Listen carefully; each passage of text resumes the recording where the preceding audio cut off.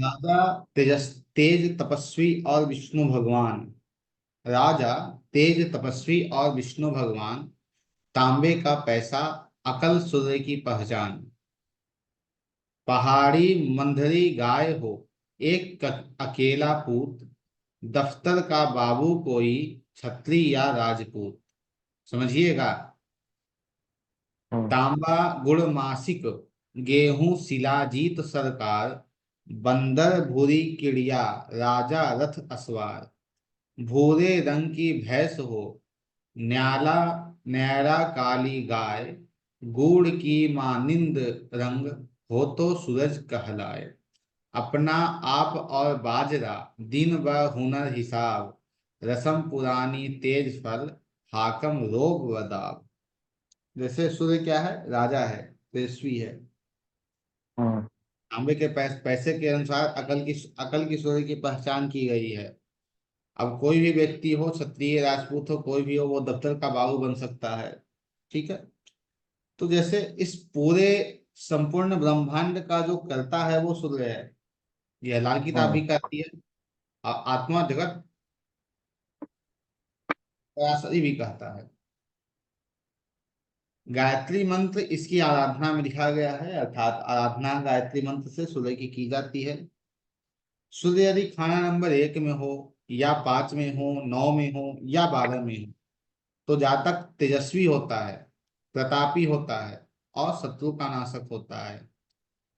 राजा तपस यदि खाना नंबर 8 में हो, या खाना नंबर 4 में हो, तो सूर्य की हानि होती है। सूर्य हानि करता है। राज राज सरकार,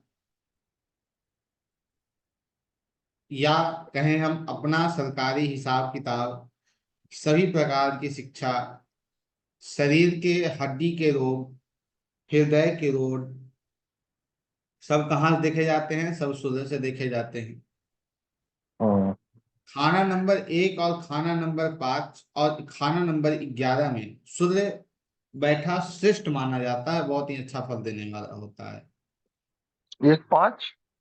1 5 और 11 में बैठा हुआ सूर्य बहुत ही अच्छा फल देने वाला होता है। हम्म। और मंगल यदि खाना नंबर 6 में चले जाएं, केतु खाना नंबर 1 में चले जाएं,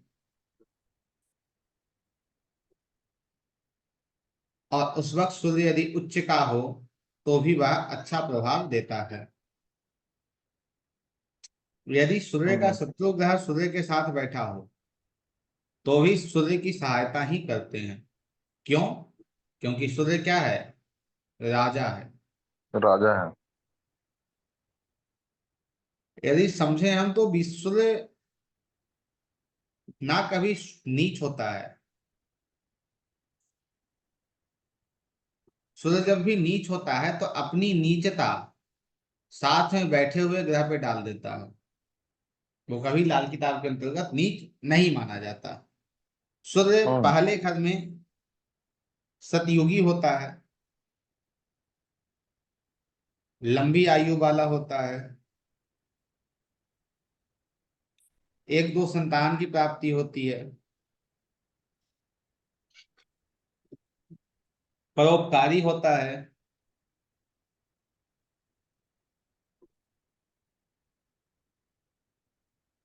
और यदि व्यक्ति परोपकारी नहीं है, लोगों को सेवा करने का भाव उसमें नहीं है, तो सूर्य के जो जितने अच्छे फल मिल रहे हैं सभी नष्ट हो जाते हैं, नहीं मिलते हैं।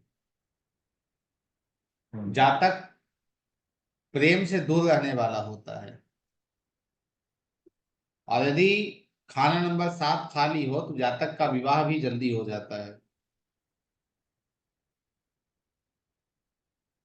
या जातक का विवाह जल्दी करना भी चाहिए, सूर्य यदि खाना नंबर 1 में बैठे हो, खाना नंबर 7 खाली हो।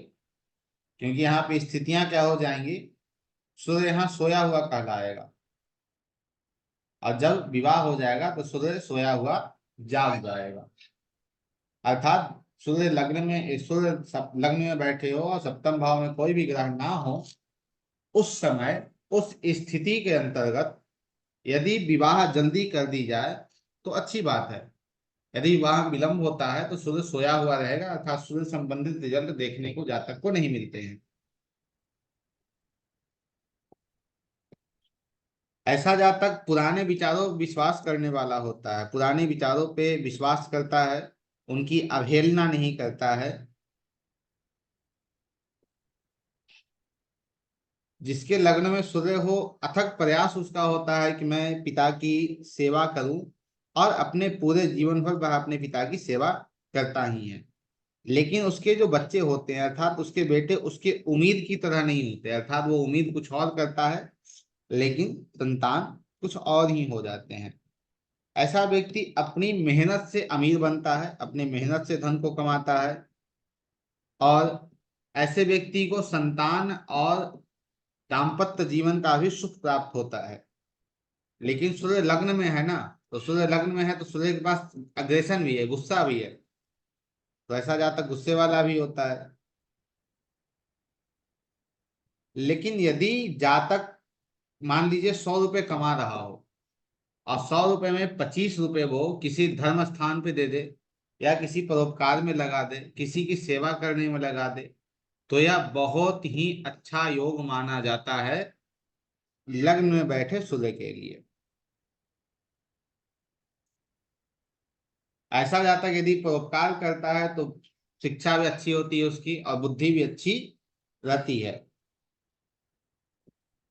पहले स्थान में यदि सूर्य बैठे हों, और सूर्य के जो मित्र ग्रह हैं जैसे मंगल हैं, बृहस्पति हैं, चंद्रमा हैं, बुध हैं, उनके साथ हों, या उनसे 5वें भाव में बैठे हों, तो ऐसा ऐसे व्यक्ति के पास माया स्वयं चलकर आती है। अर्थात ऐसा व्यक्ति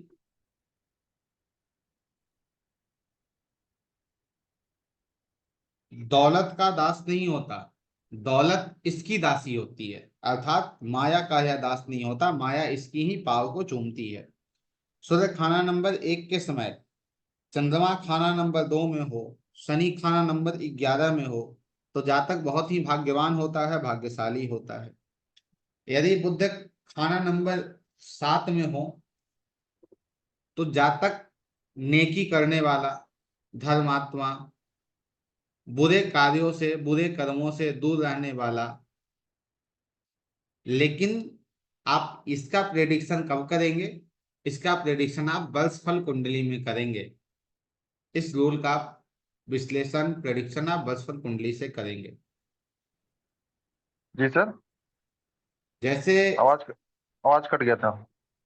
यदि बुध खाना नंबर 7 में बैठे हों हम्म। और सूर्य खाना नंबर 1 में बैठे हों, उस वक्त हम्म। जातक नेक बन जाता है, धर्मात्मा बन जाता है, बुरे कार्यों से दूर रहता है। लेकिन यह कहाँ देखेंगे? हम वर्षफल कुंडली में इस रूल को लगाएंगे, ना कि इसे हम लग्न कुंडली में लगाएंगे। यदि शुक्र खाना नंबर 7 में हो, तो माता पिता का सुख अधूरा मिलता है जातक को, पत्नी की भी सेहत खराब रहती है, सूर्य लग्न में और खाना नंबर 7 में शुक्र हो तो। और एक बात और, शुक्र या सूर्य कहीं भी बैठे हों, और सूर्य के लिए विशेष कर है, यदि कोई भी व्यक्ति दिन के समय फिजिकल रिलेशनशिप में आता है, तो वह अपने सूर्य को खराब करता है। अर्थात जातक यदि दिन में संभोग करे और सूर्य खाना नंबर 1 में बैठे हों, तो जातक को नर औलाद की कमी होती है, या गर्भपात हो जाता है। सूर्य खाना नंबर 1 में, शनि खाना नंबर 8 में हूं, दोनों क्या हो जाएंगे? टकराव के ग्रह हो जाएंगे। अब सप्तम भाव क्या है? दाम्पत्य जीवन का प्रथम भाव है, और सप्तम से दूसरा 8वां जो है, दो दाम्पत्य जीवन का पैसा है, अर्थात आपका जो स्पाउस है, स्पाउस का मनी है दूसरा। तो यह आपके पति या पत्नी के आय के लिए, धन के लिए यह अच्छा नहीं माना जाता।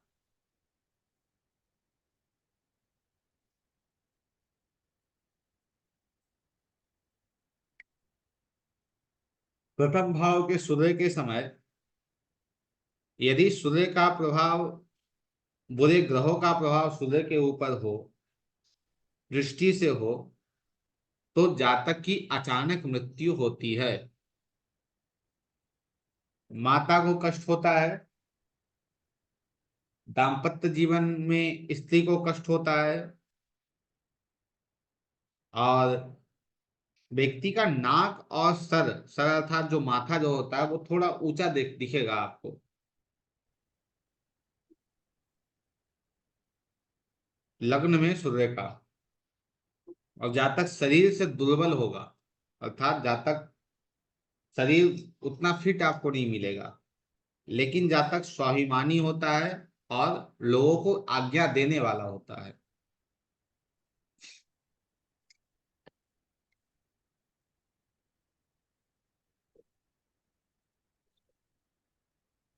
पहले घर में सूर्य के साथ दो ग्रह, जैसे सूर्य के साथ चंद्रमा हो, तो चंद्रमा की युति जातक को राजा के समान तो बना देती है, क्योंकि सूर्य राजा है, चंद्रमा रानी है। सूर्य पिता है, चंद्रमा माता है। लेकिन यदि दोनों की जड़, जैसे दोनों की जड़ क्या है, चंद्रमा की जड़ चौथा है और सूर्य की जड़ पांचवा है, इन दोनों घरों में यदि शत्रु ग्रह बैठ जाए तो व्यक्ति की मौत अचानक होती है और यह शुभ फल प्राप्त नहीं होते। सूर्य और शुक्र, सूर्य और शुक्र पहले घर में यदि बैठे हैं तो यह युति यदि किसी स्त्री की है तो उसके लिए अशुभ होता है, और किसी की यदि किसी पुरुष के लिए है तो उस जातक की स्त्री के लिए अशुभ होता है। वो स्त्री अपने किस्मत की ही मारी होती है।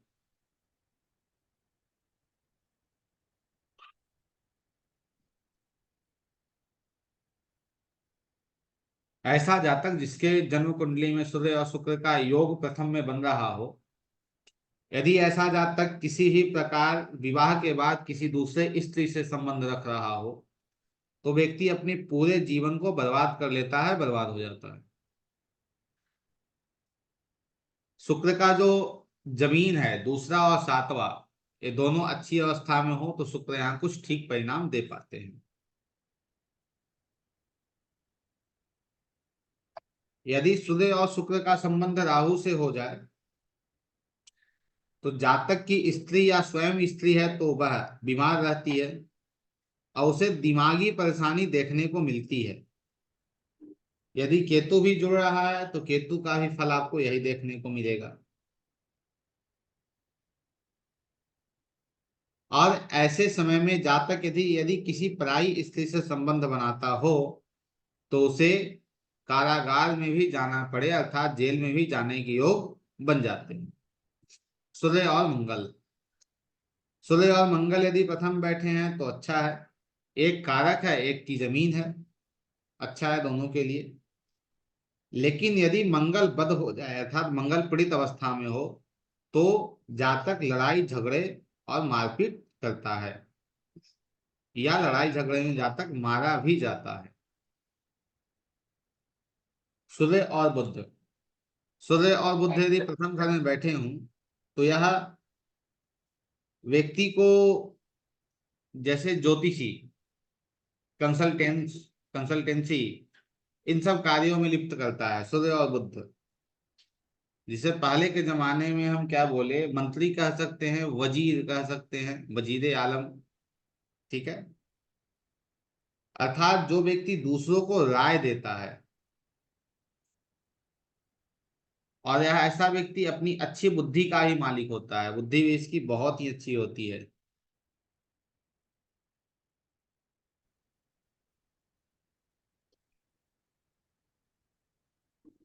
यह बहुत ही अच्छा संयोग होता है, व्यक्ति जहां भी नौकरी करता है वहां उन्नति ही प्राप्त होती है, हर व्यक्ति इसे जानता है। लेकिन यदि राहु और केतु से संबंध इन दोनों ग्रहों का बन गया तो यह अशुभ माना जाता है दोनों के लिए, दोनों के लिए अर्थात सूर्य और बुध दोनों के लिए अशुभ माना जाता है। यह आपके बड़े अफसरों से ही आपको झगड़े करा देगा। सूर्य और शनि, सूर्य और शनि की युति प्रथम में है तो व्यक्ति ब्रह्म ज्ञानी होता है। ब्रह्म ज्ञानी अर्थात जिसे ब्रह्म का ज्ञान हो जाए। वैराग्य शनि देता है, आत्मकारक सूर्य है। सूर्य और शनि के योग को हम लोग क्या मानते हैं, वही अच्छा नहीं है। लेकिन आत्मा को वैराग्य कौन दे रहा है, शनि दे रहा है, और आत्मा को वैराग्य चाहिए भी। तो इस कारण सूर्य और शनि की युति अच्छी मानी जाती है अध्यात्म को लेकर। लेकिन यदि इनके ऊपर किसी बुरे ग्रह का प्रभाव आ जाए तो यह जातक की पत्नी के लिए अशुभ माना जाता है। और जब इन सब चीजों को आप रिलेट करेंगे जो आपने पीछे पढ़ा है बलिदान के ग्रह,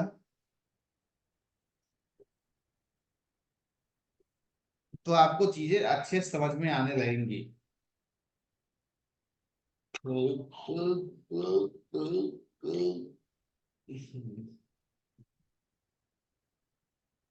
सूर्य और राहु, सूर्य राहु यदि प्रथम में बैठे हों तो सूर्य ग्रसित हो जाएगा, सूर्य खराब हो जाएगा। और सूर्य के खराब होने से कुंडली में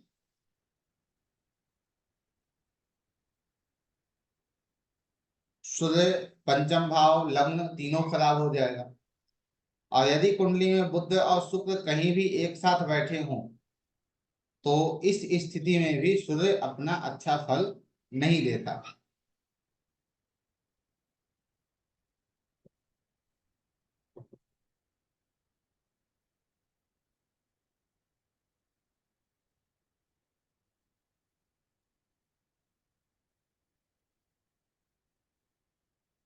और पहले घर में राहु यदि बैठा हो और मंगल 9वें घर में हो तो जातक की नजर पे अर्थात जातक की आंखों पे विशेष असर इसका पड़ता है।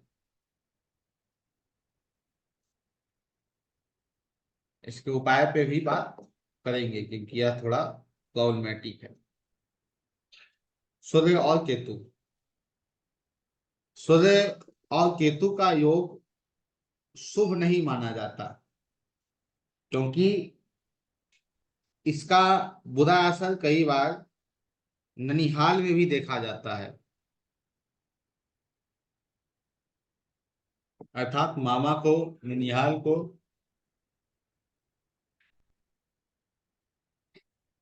स्वयं जातक के स्वास्थ्य को समस्या होती ही होती है। सूर्य दूसरे घर में, सूर्य यदि दूसरे घर में बैठे हैं तो यह स्त्री के कारण लोगों से झगड़ा करता है, समाज में झगड़ा करता है, संबंध खराब करता है। जातक शक्तिशाली होता है, सुखी जीवन जीने वाला होता है। और ऐसा जातक स्वयं तो प्रगति करता ही है, अपने पीछे पीछे 10-20 लोगों को भी प्रगति कराता है।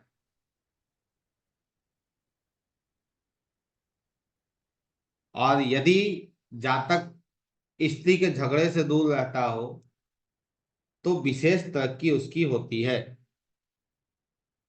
ऐसे जातक के पास वाहन अर्थात गाड़ियां भी होती हैं।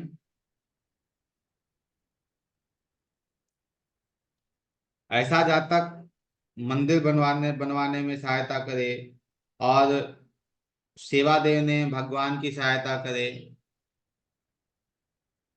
दानी होता है।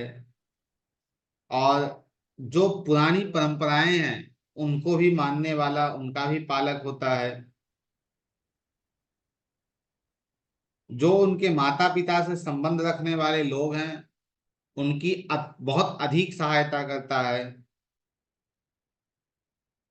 यह स्त्रियों के लिए शुभ नहीं माना जाता है। अर्थात किसी कुंडली में दूसरे में सूर्य बैठे हों तो घर की स्त्रियां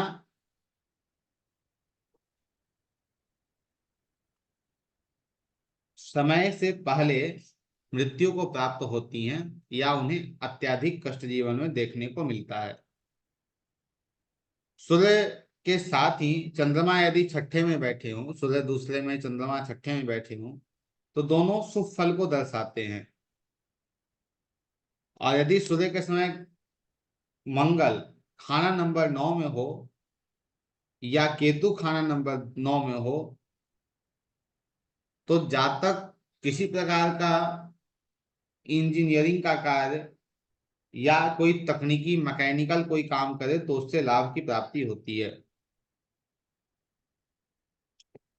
सूर्य के साथ सूर्य दूसरे में और बुध 9 में हो, तो व्यक्ति अपने कई रंग को बदलता है। और यह सिर्फ वर्ष फल के लिए है, अपने कई रंग को बदलता है, जैसे गिरगिट अपने रंगों को बदलता हो। प्रसिद्धि का व्यक्ति शौकीन होता है और ऐसे जातक को प्रसिद्धि मिलती भी है। घर नंबर 2 में सूर्य और उस समय राहु खाना नंबर 9 में हो, तो जातक को पेंटिंग का शौकीन होता है। पेंटिंग का शौक होता है उसे। और सूर्य के समय यदि खाना नंबर 8 खाली हो, तो सूर्य और भी अच्छा फल देने वाला होता है।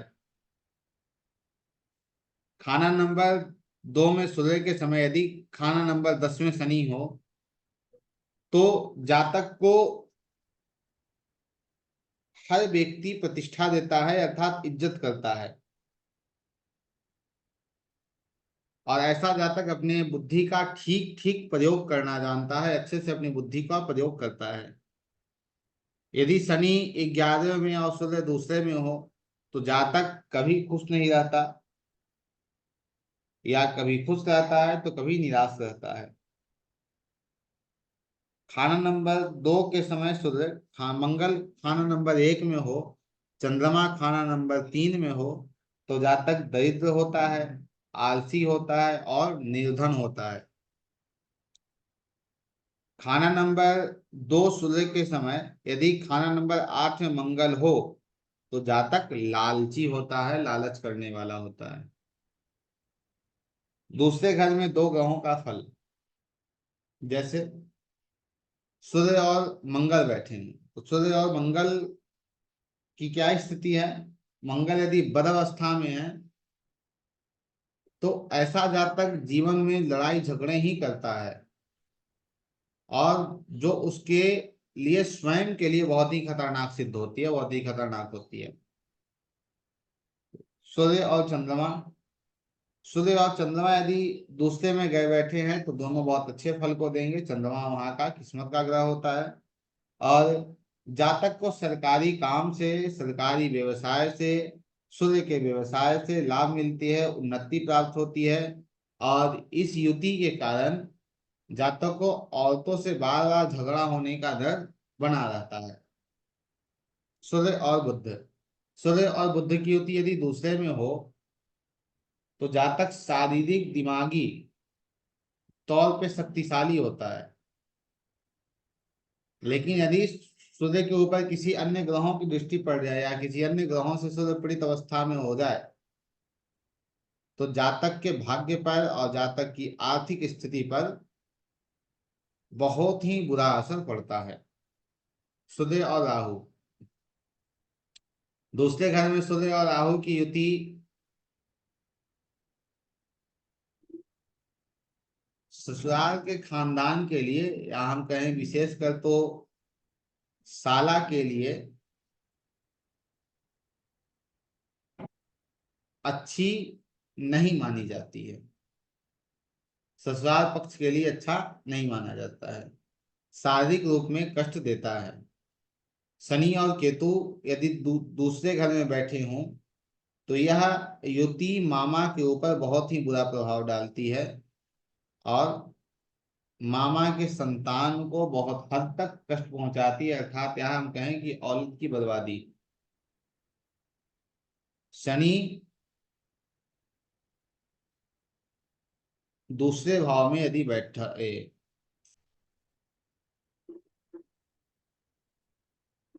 सूर्य और केतु यदि दूसरे भाव में बैठे हों, तो इन दोनों के उपाय के बारे में बात करेंगे। सूर्य को तीसरे घर में ले लेते हैं। सूर्य यदि तीसरे घर में बैठे हों तो जातक के भाइयों को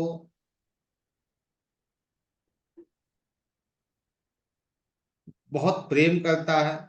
जातक अपने भाइयों से बहुत प्रेम करता है। तीर्थ जाना उसे अच्छा लगता है। स्वयं कमाकर घर बनाना उसे अच्छा लगता है। और बहुत ही कम समय में बहुत अच्छे संपत्ति का स्वामी होता है। यदि सूर्य तीसरे के समय बुद्ध मंदा हो, अर्थात सूर्य बुद्ध के स्थानों में बुद्ध 12वें में हो या 8वें में बैठे हों, तो इसका मामा के लिए भी मंदा अर्थात अशुभ प्रभाव होता है। और यदि चंद्रमा शुभ अवस्था में हो तो माता की आयु लंबी होती है। पिता दादा निर्धन ही क्यों ना हो, उनके पास धन ही क्यों ना हो, लेकिन ऐसा जातक धनवान अवश्य ही बनता है। क्योंकि तीसरे घर के सूर्य को दौलत का राजा कहा गया है। यदि मंगल बद अवस्था में भी है, अर्थात मंगल पीड़ित है, तो मंगल पीड़ित है तो तीसरा घर खराब हो जाएगा। लेकिन तीसरा घर यहाँ खराब नहीं होता है, मंगल यदि पीड़ित अवस्था में भी हो तो।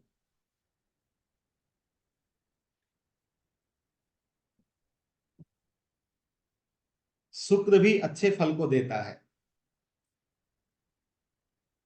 तीसरे घर के सूर्य के समय यदि उनके साथ बुध भी हो तो दिन में जिस संतान का जन्म होता है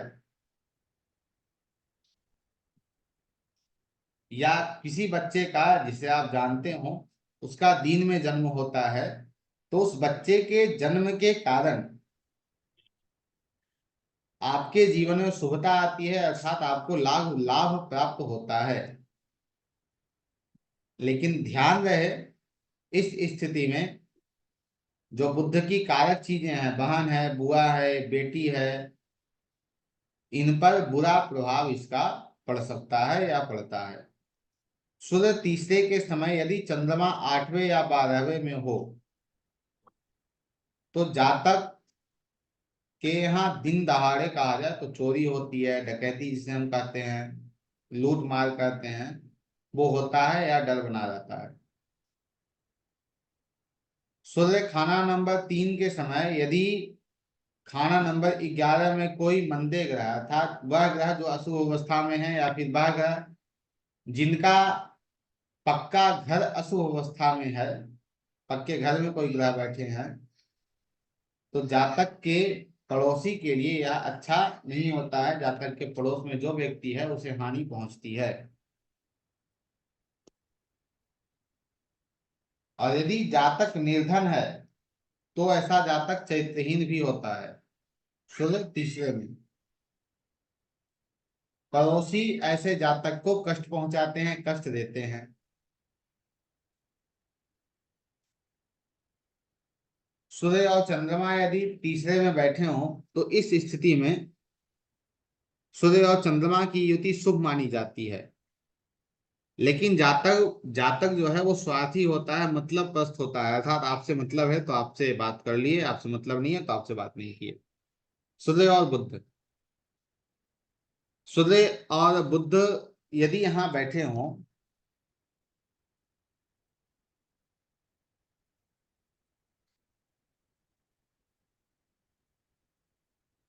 तो यह युति कुंडली में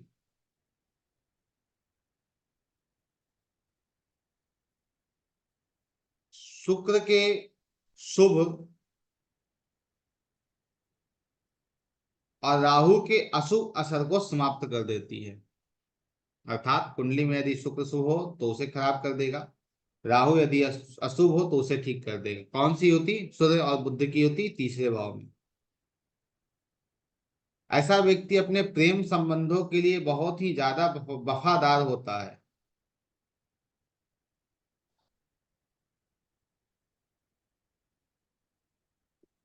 सूर्य और बुध यदि तीसरे में हो और शनि तीसरे चौथे या पांचवे में बैठ जाएं तो जातक को ज्योतिष की विद्या पढ़ने से शुभ फल प्राप्त होते हैं। अब देखिए यहां भी आठवें से आठवां आ गया, तीसरा। हम्म। हम्म। यदि बुध और सूर्य के साथ शनि भी तीसरे में आ जाए तो सूर्य शनि का झगड़ा हो जाएगा। हम्म। लेकिन वहां बीच में बुध बैठे हैं तो इस कंडीशन में वहां झगड़ा भी नहीं होगा, अर्थात दोनों अच्छी अवस्था में फल को देंगे। तीसरे घर में सूर्य और बुध के समय यदि जातक गंदा रहता हो तो शुक्र और राहु दोनों का बुरा असर जातक को मिलने लगता है, जातक स्वयं बर्बाद हो जाता है अपनी गंदगी के कारण। ऐसे जातक को बदनामियां भी मिलती है। जो बुद्ध की आयु है, बुद्ध की आयु क्या है, 17 है, 34 है, इन साल में जातक को आर्थिक नुकसान का सामना करना पड़ता है। सूर्य और बुध की युति तीसरे भाव, सूर्य और शनि, तीसरे घर में सूर्य और शनि की युति के समय दोनों ग्रह अपने अपने फल को देते हैं। अर्थात शनि तीसरे में बैठेगा तो अपना फल देगा, सूर्य बैठेगा तो अपना फल देगा। इन दोनों किसी अपने दूसरे से कोई मतलब नहीं होता। सूर्य और राहु, सूर्य राहु यदि तीसरे घर में बैठे हों तो यह जातक के 24 साल तक की उम्र तक बुध और केतु दोनों के फल को अशुभ कर देता है। जैसे बुध है बुआ है, बेटी है, बहन है, केतु कान है, पाव है, लड़के हैं, इन सब पे बुरा असर देखने को मिलता है 24 साल की आयु तक।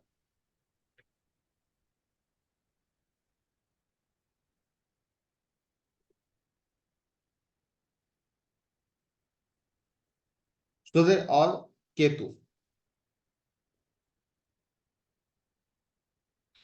सूर्य और राहु के लिए यह ध्यान रहे, यदि ऐसा व्यक्ति हाथी की दांत से बनी हुई वस्तु को पहनता है या हाथी की मूर्ति को रखता है तो पूर्ण रूप से बर्बाद हो जाता है।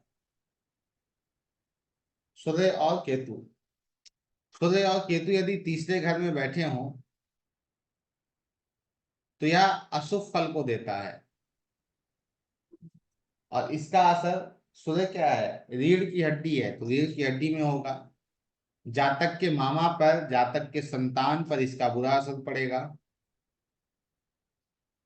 यदि जातक कान में सोना पहनता है तो उसकी कुछ चीजें कम हो जाती हैं, अर्थात केतु अपने प्रभाव को बुरा करना कम करता है। क्योंकि कान क्या है, कान केतु है, और केतु को किसे हमने दे दिया, सोना क्या है, गुरु है, और गुरु। केतु का भी गुरु है। तो इस स्थिति में गुरु के पास चेले को भेज दिए तो प्रभाव उसका, बुरा प्रभाव उसका कुछ कम जाता है। ठीक है। अब बात कर लेते हैं, जैसे अभी हमने बात की सूर्य प्रथम भाव, दूसरा भाव और तीसरा भाव, तो इनके रिजल्ट के बारे में हमने बात कर लिया। अब हम समझ आवाज नहीं आ लेते रहा है। हैं सूर्य प्रथम, दूसरे और तीसरे भाव में क्या प्रेडिक्शन देंगे, यह तो हमने समझ लिया। लेकिन इसके लिए हमें उपाय क्या करने हैं, एक बार इसे भी हम लोग देख लेते हैं। जैसे यदि प्रथम में सूर्य बैठा हो और सातवां घर खाली अवस्था में हो तो विवाह व्यक्ति कर ले तो सूर्य जाग जाएंगे। यदि सूर्य प्रथम में हो, पांचवा घर खाली हो, तो सूर्य की जो मित्र ग्रह हैं जैसे मंगल है, तो मंगल संबंधित चीजों को अपने शरीर पे धारण करे तो यहाँ सूर्य अच्छे फल को देंगे।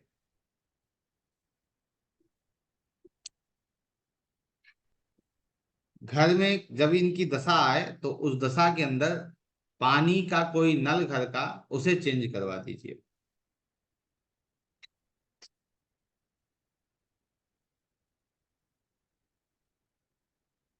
जैसे सूर्य और राहु के बारे में हमने बात की, तो सूर्य राहु के उपाय के लिए, उनके बुरे प्रभाव को दूर करने के लिए कच्चे कोयले को पानी में बहाएं। जौ को कहीं अंधेरी जगह में रखकर ऊपर से पत्थर रखने से भी लाभ प्राप्त होता है।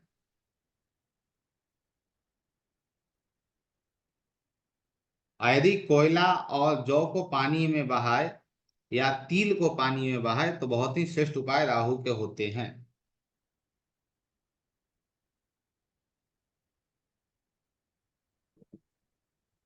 और सूर्य केतु के लिए भी आप इसका उपयोग कर सकते हैं, सूर्य राहु के लिए भी इसका उपयोग कर सकते हैं। तिल तो आपका काला वाला ना सर? जी हाँ। सूर्य दूसरे भाव में उपाय। किसी भी व्यक्ति से गेहूं या सूर्य संबंधित चीजें या बाजरा मुफ्त में ना लें।